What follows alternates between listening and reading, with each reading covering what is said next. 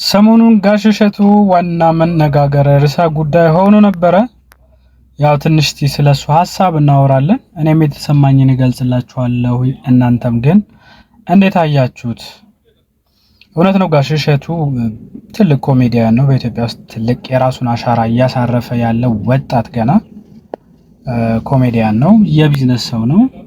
የፈጠራ ሰው ነው ማለት ይቻላል። ያው በኪነ ጥበቡ ዙሪያ ስናየው በራሱ ጥረት በኢትዮጵያ በግለሰብ ደረጃ የዩቲዩብ ቻናል በዚህናል ሰብስክራይብ ትልቅ ቁጥር ያለው ነው። ይሄ የማይካድ እውነት ነው።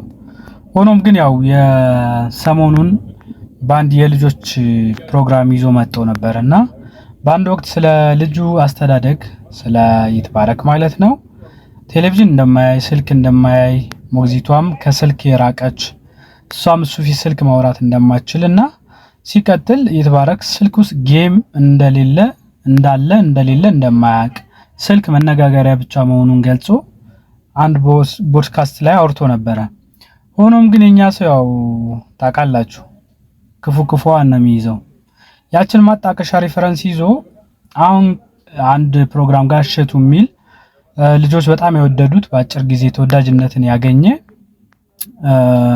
ከውጭ ሀገር ፕሮግራም የተኮረጀ የሚመስል ያለው ይዘቱ ነገር ግን ኢትዮጵያዊ ቃና ያለው 83 ቁጥር ባስ ከነቀለሟ የሀገራችን ዶሮ ድመት እንዲሁም ብቻ ሀገረኛ ቃና ጨምሮበት የራሱን ፕሮግራም የተለፋበት ነው ብሎ ይዤ መጥቻለሁ የሚለውን ማስታወቂያ እንደነገረ ሰዎች ያችንን ቪዲዮ መዘዙና የሱ ልጅ የማይጠቀመውን ነገር የማንን ልጆችን ለማደንዘዝ ለማፍዘዝ ነው ይሄን ፕሮግራም የሰራው የሚል ሐሳብ አነሱ።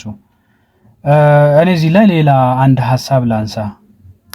የፌስቡክ መስራች ልጁ ፌስቡክ ባይጠቀም እንደው አይፎንም የሰራው ሰው የሱ ልጅ አይፎን የማይጠቀም ቢሆን እንደገናም ደግሞ የኛ ልጆች ግዴሱን ፕሮግራም ካላዩ የውጭ ሀገር ማየታቸው የማይቀረው አይቀርም። እንደውም እኔ ጥሩ ጎን ነው ብዬ ነው የማስበው። ወደ ሀገረኛ መመለስ ይሻላል ባይ ነኝ።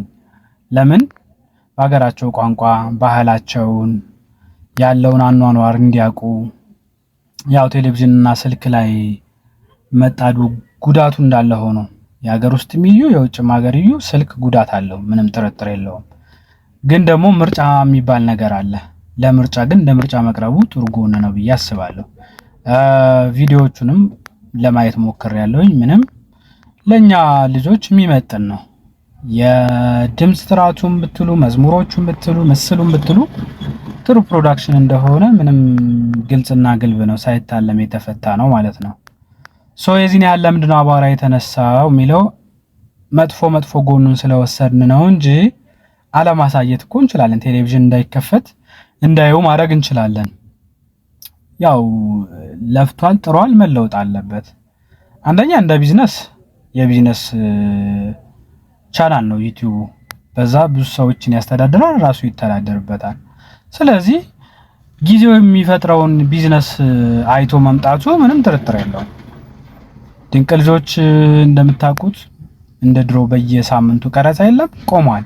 ስለዚህ ሌሎች ፕሮግራሞችን ያሉት በዛ በተጓዳይ ደግሞ ገበያው ላይ ተፈላጊ ነው ብሎ ያሰበውን ለኢትዮጵያ ልጆች ይጠቅማል ብሎ ያስበውን ቢሰራ ምንድነው ጉዳቱ ትላላችሁ?